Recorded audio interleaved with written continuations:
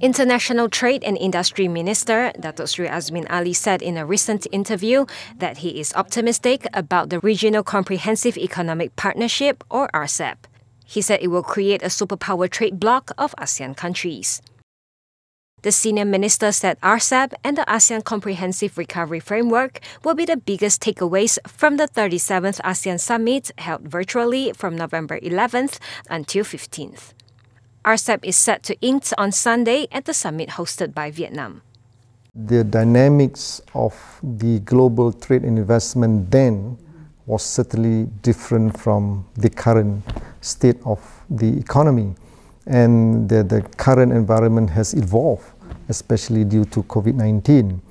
So that makes RCEP more important for the members of RCEP, because we need to find a new direction in the global economy. It has to be more inclusive, more sustainable growth, and that was the reason why we made it known that we have to say no to protectionism. Regionalism is the way forward.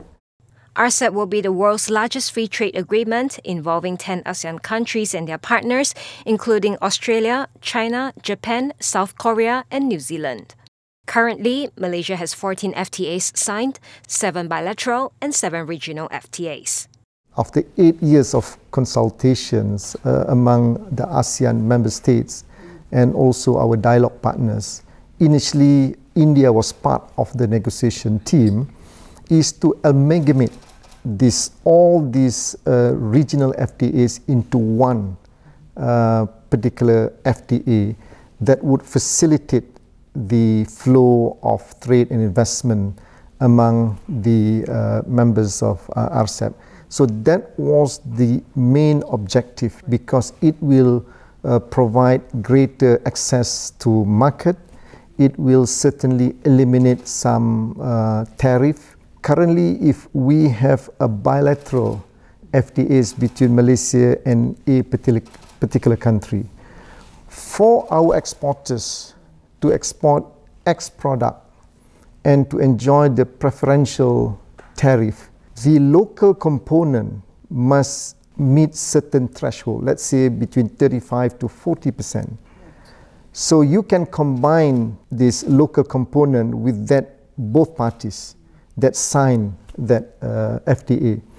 But if you expand now to this RCEP, you will enjoy this ROO, rule of origin, involve 15 parties. Once we implement RCEP, Malaysia will enjoy these preferential tariffs among the 15 other members of RCEP.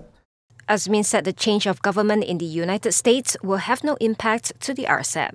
With the changes of these, the administration in Washington, I don't think it would affect RCEP, because certainly America is not a member of RCEP. But I think with the presence of our dialogue partners, including China, Japan, Korea, New Zealand and Australia, we would be able to provide the biggest free trade agreement in the world, because it covers it will contribute 1/3 to the global economy, and it covers about 3.8 billion population in the world. Azmin also assured that Malaysia would not rush into rectifying the Comprehensive and Progressive Agreement for Trans-Pacific Partnership unless it guarantees to protect domestic businesses and industries. CPTPP has been signed but has not been ratified, because Malaysia is a small economy. Of course, it is a trading nation. We have to trade with many other countries. But we want to ensure that the provisions in the agreement must provide a fair playing field to our domestic industries.